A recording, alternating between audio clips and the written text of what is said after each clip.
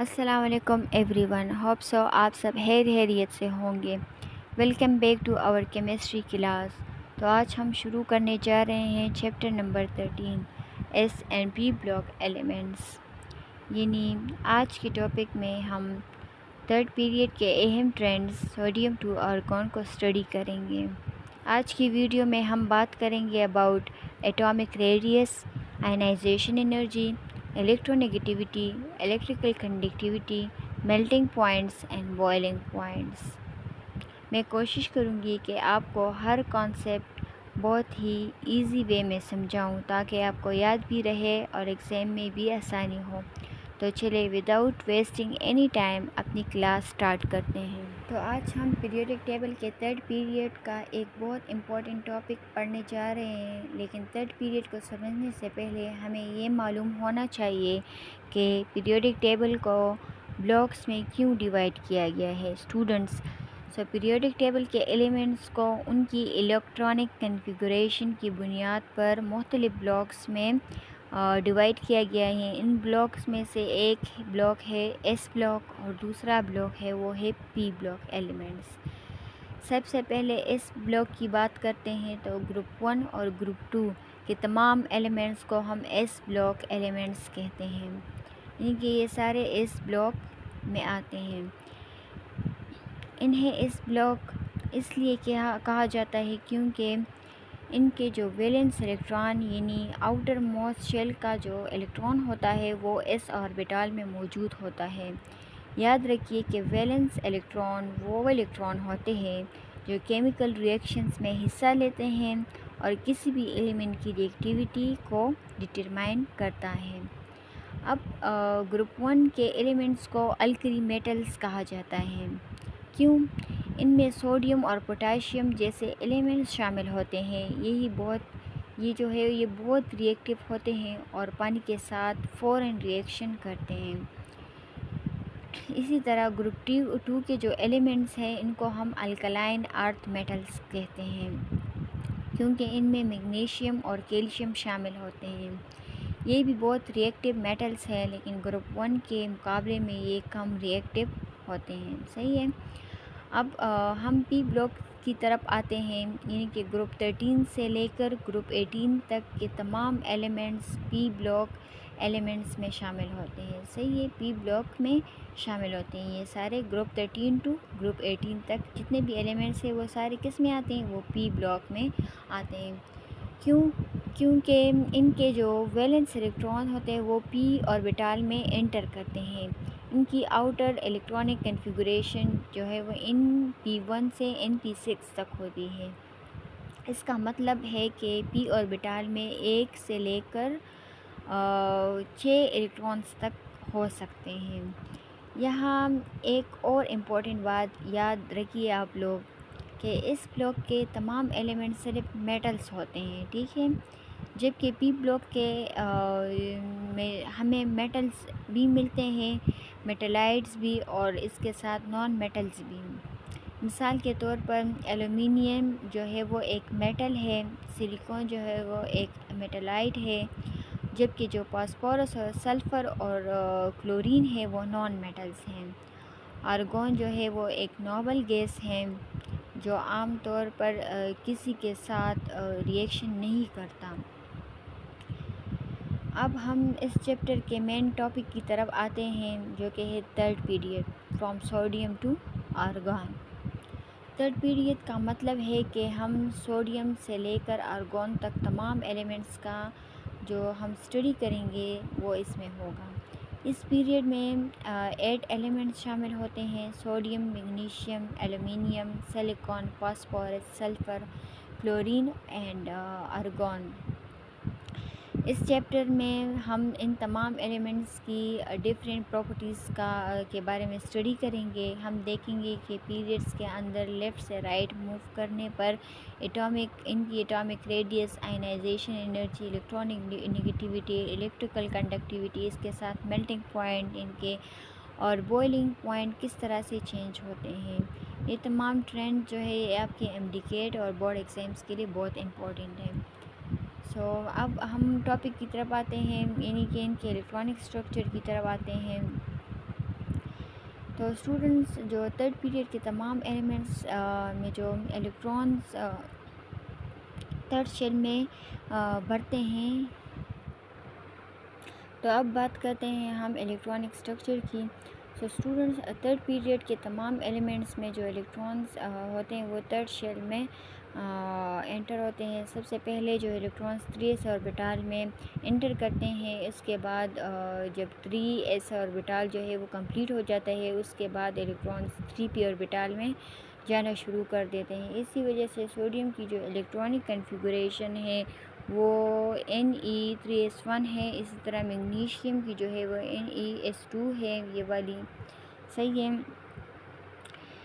और इसके बाद जो है वो इसके बाद जो एल्यूमिनियम से जो इलेक्ट्रॉन है वो 3p ऑर्बिटल में एंटर करना शुरू कर देते हैं। सिलिकॉन में 2, इसी तरह फास्फोरस में 3, सल्फ़र में 4, क्लोरीन में 5, और इसी तरह आखिरी में जो आर्गॉन है वो उसके पास 3p6 होता है। इसी तरह आर्गॉन का जो आउटर मोस्ट शेल है वो मुकम्मल हो जाता है, इसलिए आर्गॉन एक नोबल गैस है और बहुत ही स्टेबल होता है, सही है।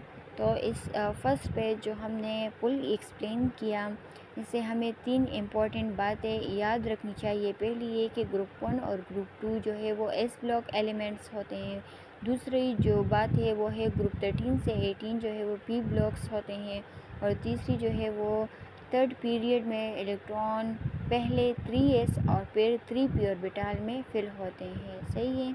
अगर ये 3 कॉन्सेप्ट आपको समझ आ गए हैं तो तो आगे आने वाला पूरा चैप्टर समझाने में थोड़ा सा आसान होगा, सही है। तो अब मूव करते हैं हम ट्रेंड्स इन एटॉमिक रेडियस। सबसे पहले मैं आपको ये समझाती हूँ कि एटॉमिक रेडियस होता क्या है। एटॉमिक रेडियस से मुराद एटम का साइज़ होता है, यानी अगर हम किसी एटम के सेंटर, जिसे न्यूक्लियस कहते हैं, हम से उसके आउटर मोस्ट इलेक्ट्रॉन तक का जो डिस्टेंस देखें तो उससे हमें एटम के साइज़ का अंदाज़ा हो जाता है। तो इसी साइज़ को एटॉमिक रेडियस कहते हैं। अब अगर हम थर्ड पीरियड को देखें, जो सोडियम से शुरू होता है और आर्गॉन पर ख़त्म होता है, लाइक ये देखिए, उस बुक में नज़र नहीं आ रहा लेकिन ये हो गया। तो ये एक बहुत इंटरेस्टिंग ट्रेंड नज़र आती है हमें। जब हम सोडियम से क्लोरीन की तरफ मूव करते हैं तो एटॉमिक रेडियस धीरे धीरे कम होता जाता है। अब सवाल पैदा होता है कि ऐसे क्यों होता है।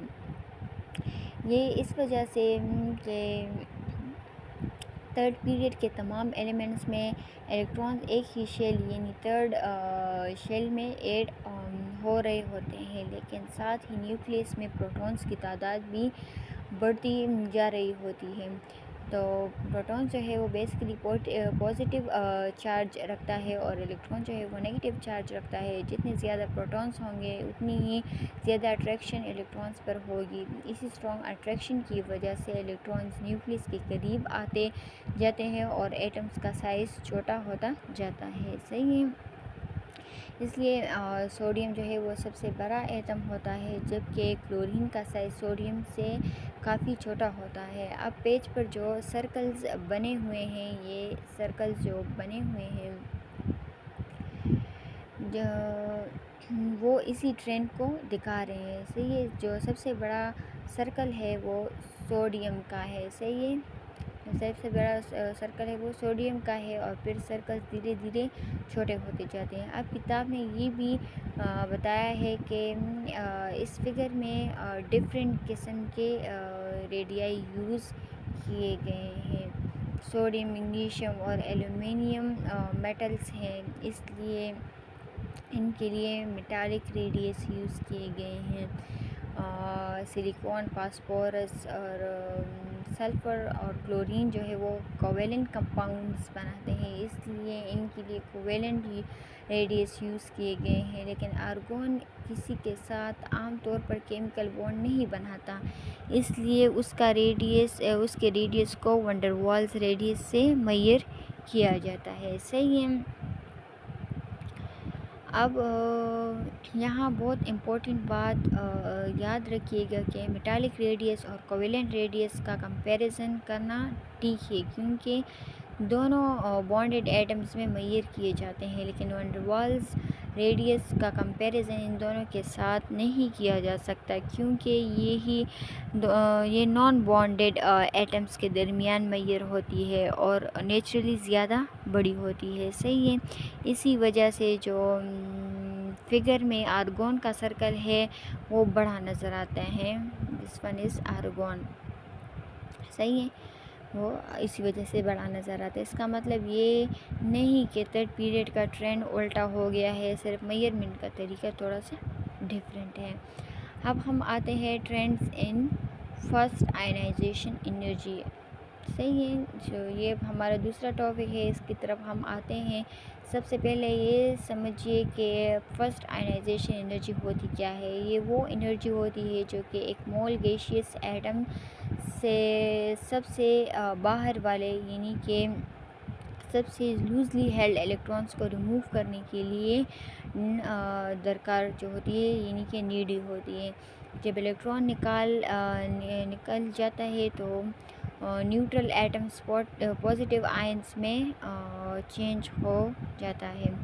इस रिएक्शन को इस तरह से लिखते हैं, यानी कि जो ये रिएक्शन पेज पर गिवन है X/G एंड जो रिएक्शन करके आपके साथ ये यानी इसका मतलब ये है कि गैसियस एटम जो है वो अपनी एक इलेक्ट्रॉन लूज़ करता है और पॉजिटिव आयन बन जाता है। अब थर्ड पीरियड में इसका ट्रेंड हम देखते हैं। जनरली सोडियम से आर्गोन की तरफ मूव करने पर आयनाइजेशन एनर्जी है वो बढ़ती जाती रहती है। अब सवाल ये है कि ये इंक्रीज़ क्यों हो जाती है।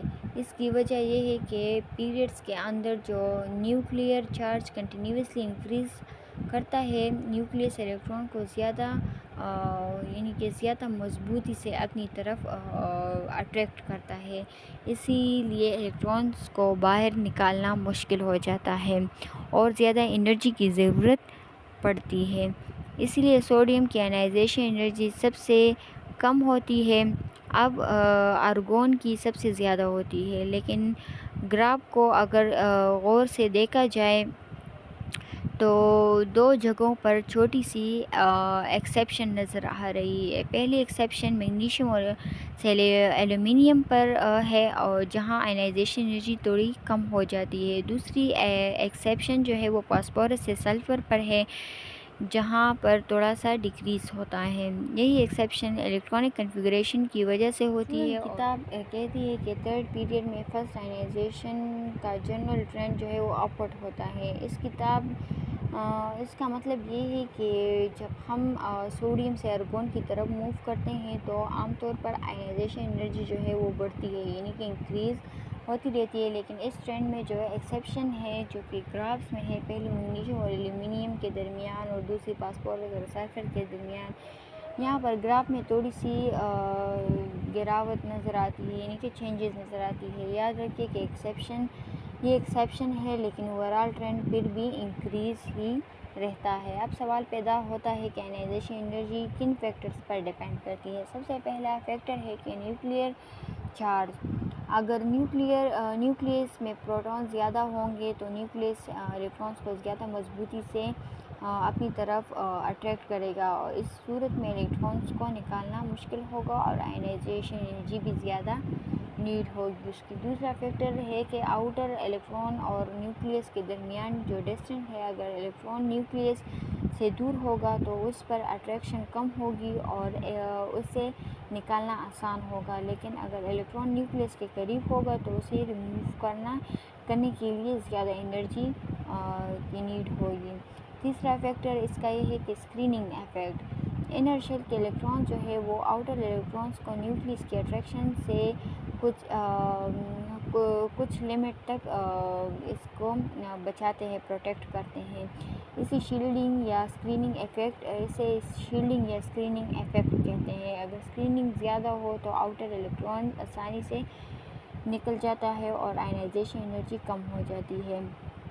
इसका चौथा फैक्टर ये है कि इलेक्ट्रॉनिक कन्फिगरेशन, कुछ एटम्स की इलेक्ट्रॉनिक कन्फिगरेशन ज़्यादा स्टेबल होती है। स्टेबल कन्फिगरेशन वाले एटम्स अपना इलेक्ट्रॉन आसानी से नहीं देते, इसलिए उनकी आयनाइजेशन एनर्जी ज़्यादा होती है। अब थर्ड पीरियड में यही ट्रेंड इंक्रीज़ क्यों होता है? सही है, थर्ड पीरियड में यही ट्रेंड इंक्रीज़ होता है।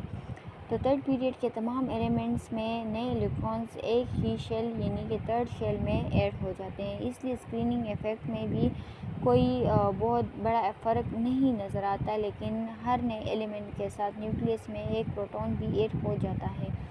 इससे न्यूक्लियर चार्ज बढ़ता है और एटॉमिक रेडियस कम हो जाता है यानी डिक्रीज़ हो जाता है। सही है, size of the atom is decrease. जब एटॉमिक रेडियस कम होता है तो इलेक्ट्रॉन्स न्यूक्लियस के करीब आ जाते हैं और अट्रैक्शन बहुत स्ट्रॉन्ग हो जाती है। इसी वजह से इलेक्ट्रॉन को बाहर निकालना मुश्किल हो जाता है और आयनाइजेशन एनर्जी सोडियम से आर्गन तक जनरली इंक्रीज़ करती रहती है। अब ट्रेंड्स इन इलेक्ट्रोनेगेटिविटी, अगले टॉपिक की तरफ आते हैं। अब हम आते हैं दूसरे इम्पॉर्टेंट टॉपिक की तरफ जो है इलेक्ट्रोनेगेटिविटी। स्टूडेंट सबसे पहले ये समझिए कि इलेक्ट्रोनेगेटिविटी होती क्या है।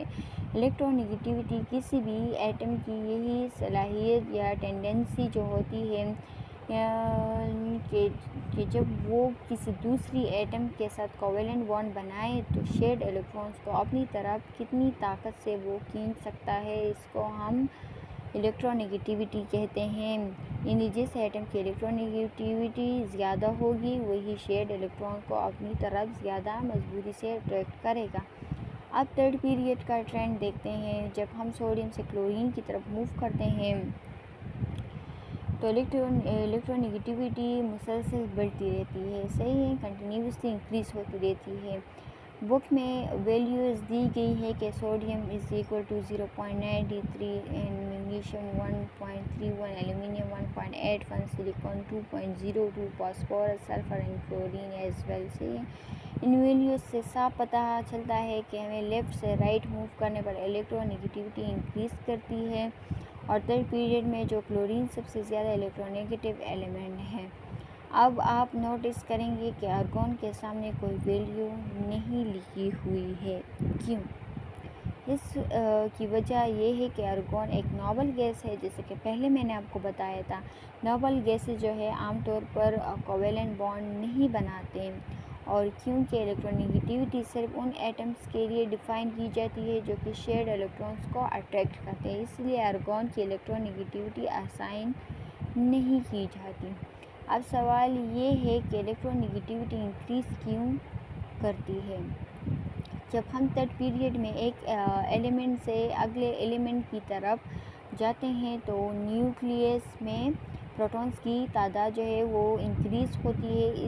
इससे न्यूक्लियर चार्ज इंक्रीज़ होता है और एटम शेयर्ड इलेक्ट्रॉन को ज़्यादा ताकत से अपनी तरफ अट्रैक्ट करते हैं, इसीलिए इलेक्ट्रोनेगेटिविटी सोडियम से क्लोरीन तक कंटिन्यूसली इंक्रीज़ होती रहती है। सही है, अब यहाँ पर मैं आपको कुछ पॉइंट्स बता रही हूँ आपके एग्ज़ाम्स के लिए। सही है, जो इस पेज से हमें देखने से पढ़ने से जो पॉइंट्स मिलते हैं। फर्स्ट ये कि आयनाइजेशन एनर्जी का जनरल ट्रेंड जो है वो सोडियम से आर्गॉन तक इंक्रीज़ होता है। सेकंड पॉइंट है ionization energy nuclear charge, atomic radius, screening effect और इलेक्ट्रॉनिक कन्फिगरेशन पर डिपेंड करती है। इसके अलावा इलेक्ट्रोनेगेटिविटी सोडियम से क्लोरीन तक इंक्रीज़ होती है। सही है, आर्गॉन की इलेक्ट्रोनेगेटिविटी नहीं होती क्योंकि वो कोवेलेंट बॉन्ड नहीं बनाता। सही है, अब हम मूव करेंगे नेक्स्ट टॉपिक पर, that is trends in electrical conductivity.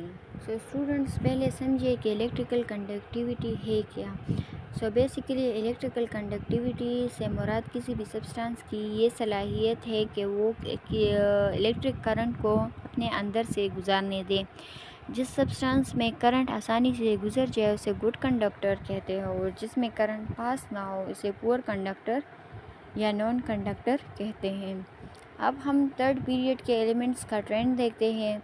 तो सबसे पहले सोडियम, मैग्नीशियम और एल्यूमिनियम आते हैं। ये तीनों मेटल्स हैं और इलेक्ट्रिसिटी को बहुत अच्छे से कंडक्ट करते हैं। सही है। इन तीनों में भी एक ट्रेंड है, यानी कि सोडियम से मैग्नीशियम और मैग्नीशियम से एल्यूमिनियम की तरफ जाने पर इलेक्ट्रिकल कंडक्टिविटी इंक्रीज़ करती है। सही है। अब सवाल पैदा होता है कि ऐसा क्यों होता है। स्टूडेंट्स, मेटल्स के अंदर कुछ इलेक्ट्रॉन्स किसी एक एटम के साथ स्ट्रॉन्गली अटैच्ड नहीं होते। इन्हें डीलोकलाइज इलेक्ट्रॉन्स या फ्री इलेक्ट्रॉन्स भी कहते हैं। ये इलेक्ट्रॉन्स पूरे मेटल्स में फ्रीली मूव करते रहते हैं। जब हम इलेक्ट्रिक करंट पास करते हैं तो ये फ्री इलेक्ट्रॉन्स जो होते हैं ये करंट को कैरी करते हैं, और इसलिए मेटल जो है वो इलेक्ट्रिसिटी के अच्छे कंडक्टर्स होते हैं। अब एल्यूमिनियम, सोडियम और मैग्नीशियम से बेहतर कंडक्टर्स हैं। क्यों?